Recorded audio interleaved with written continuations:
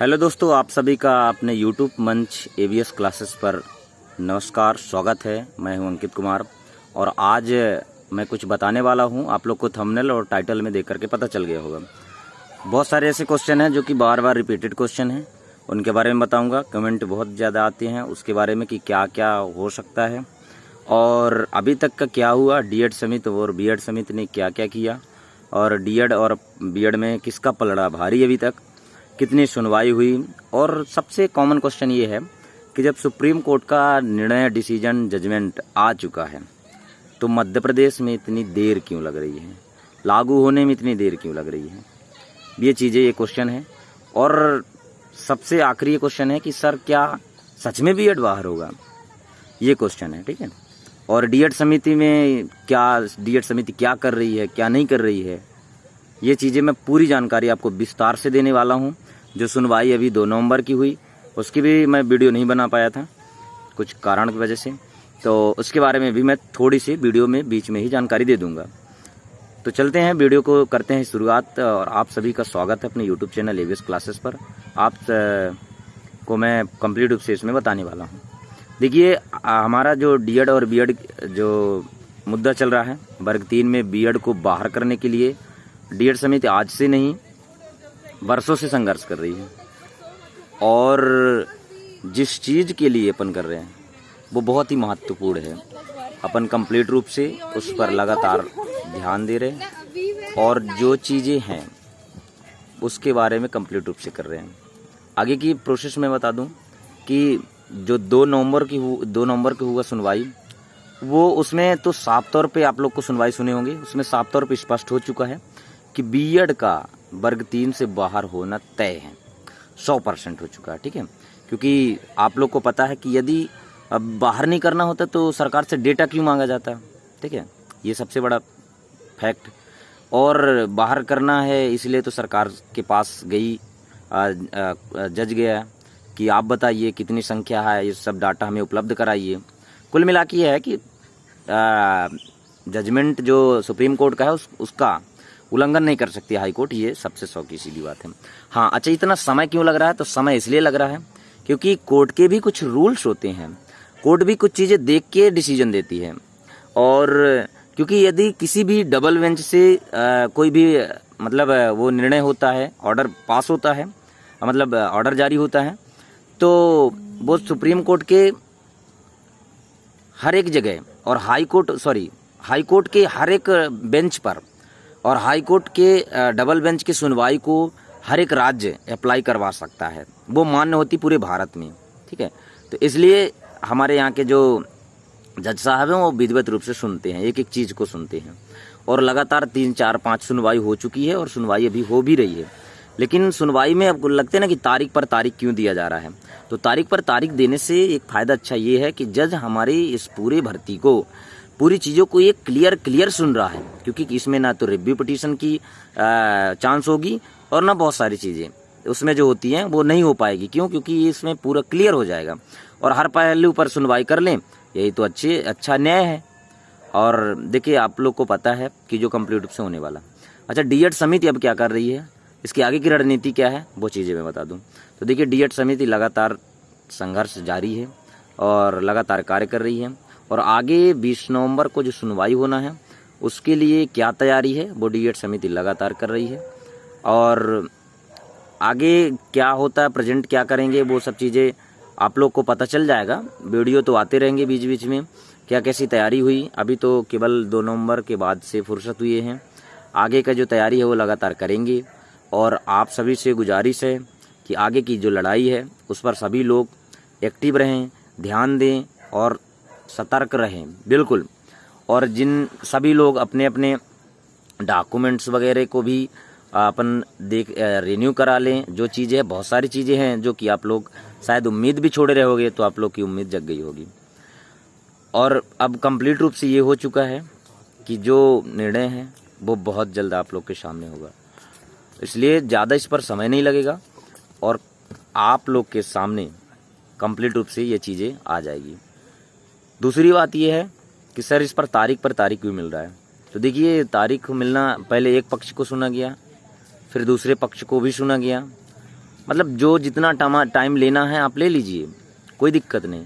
किसी को यदि समय चाहिए तो वो ज़रूर ले लीजिए समय, इस पर आप लोग को कोई भी दिक्कत नहीं होनी चाहिए, क्योंकि समय जितना ज़्यादा आप लेंगे और हर एक पहलू पर यदि आप लोग की अच्छी से सुनवाई होगी, बहुत अच्छे से पैरवी होगी, तो इस पर चांसेस बाद में दिक्कत नहीं होगी। हम 7 महीना यदि सुप्रीम कोर्ट का वेट कर सकते हैं तो हाई कोर्ट में 1 महीना तो वेट कर सकते हैं, एक नई डेट का वेट कर सकते हैं। और नई डेट का आना स्वाभाविक सी बात है। कोर्ट है वो हर एक पहलू को सुनता है। कुछ वो लोग बोलते हैं कि सर आप मतलब जज क्यों इतना बार बार डेट दे रहे हैं।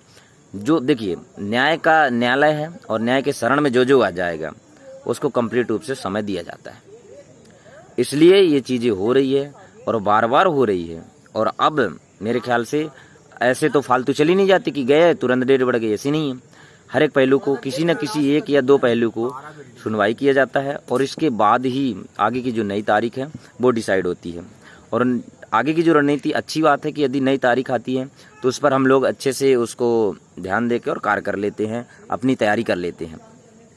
इसलिए इस पर किसी को आपत्ति नहीं होनी चाहिए और सभी लोग अब सतर्क रहे। जितने मेरे डीएड-धारी हो आज तक जिन्होंने सहयोग भी नहीं किया और जिन्होंने इस पर एक्टिव नहीं रहा, उनको भी आप बताइए कि अब हम उस मोड़ पर हैं, अंत मोड़ पर हैं, जो कि हमें शायद 20 तारीख जो है वो लास्ट ही सुनवाई होने वाला है। 10 दिन के अंदर अंदर सरकार डाटा प्रस्तुत कर देगी। कुछ लोग बोलते सरकार ना करेगी तो बोले देखो उस पर कार्रवाई हो जाएगी। आप लोग को पता है, न्यूज़ कट भी देखे होगे। तो इसका कुल मिला के यही सारांश निकलता है कि जो सुनवाई है उस पर कंप्लीट रूप से हो चुकी है और सरकार का जो पक्ष है, सरकार अपना डाटा बस प्रस्तुत करेगी और इसके बाद जो निर्णय होगा वो आप सबके पास होगा। ठीक है, तो इस पर बिल्कुल संदेह ना रखें और आगे का जो काम है वो बिल्कुल लगातार करें। और इस पर आप लोग टेंशन न लें, क्योंकि लगातार जो हमारी टीम है वो लगातार कार्य कर रही है और आगे जो है अपने डाटा को कंप्लीट रूप से रख लें। और मैं अभी कुछ दूसरे जगह पर हूँ तो मैं भी मतलब लगातार यहाँ से संपर्क में हूँ और मेरे लिए भी और आप लोग के लिए भी 1-1 मिनट का जो समय है वो बहुत ही महत्वपूर्ण है। आगे का जो काम है वो तो हमारी टीम लगातार कर रही है और हाई कोर्ट में जो सुनवाई हुई उसके बाद ऑर्डर पास होगा, रिजर्व होगा ऑर्डर। तो रिजर्व में 15 दिन भी लग सकते हैं, 10 दिन भी लग सकते हैं, 1 महीना भी लग सकता है ऑर्डर आने में। इसके बाद आप लोग को जारी कर दिया जाएगा जो चीज़ें। तो आगे का जो है पूरा वो टीम बताएगी क्या करना क्या नहीं करना। लेकिन अभी का जो है वो आप सब लोग तैयार रहें। एक बार आखिरी लड़ाई है, सब लोग तैयार रहें और अपने अपने डाटा को संभाल के रखें और कुछ पेमेंट भी आप लोग संभाल के रखें, क्योंकि किसी टाइम पे टीम को ज़रूरत पड़ सकती है। और आप लोग को मैं खुद बता दूंगा और भी हमारे जो साथी हैं वो सब बता देंगे कि जो है वो आप लोग को कब कैसा क्या करना है। वो लगातार रणनीति बन रही है, टीम भी लगातार इस पर संघर्ष कर रही है और मीटिंग करके और आप लोग को जानकारी दे दी जाएगी। तो ये चीज़ें हैं, कंप्लीट रूप से मैं आप लोग को बता दूंगा। और रही बात आगे की जो रणनीति है तो जल्द ही आप लोग के सामने आएगी। और इसमें एक दो क्वेश्चन और है, सुप्रीम कोर्ट का अप्लाई क्यों नहीं करवा देते, ये सब चीज़ें तो आप लोग का सबका क्लियर हो गया है। नई तारीख पर अपन क्या किस तरीके से तैयारी करेंगे, तो नई डेट की जो तैयारी है उस पर अभी तो आप लोग को कुछ टेंशन लेने की ज़रूरत नहीं है। 1-2-3 दिन बाद आप लोग को बता दिया जाएगा कि आप लोग को क्या करना है। लेकिन आपको एक्टिव रहना है, ये ज़रूर। जितने लोग हैं उसको एक्टिव करिए। वेरीफाइड ग्रुप बन रहा है, वेरीफाइड ग्रुप में आप लोग वहाँ अपने डॉक्यूमेंट सेंड करके हमारे किसी एडमिन को और आप लोग जुड़ सकते हैं।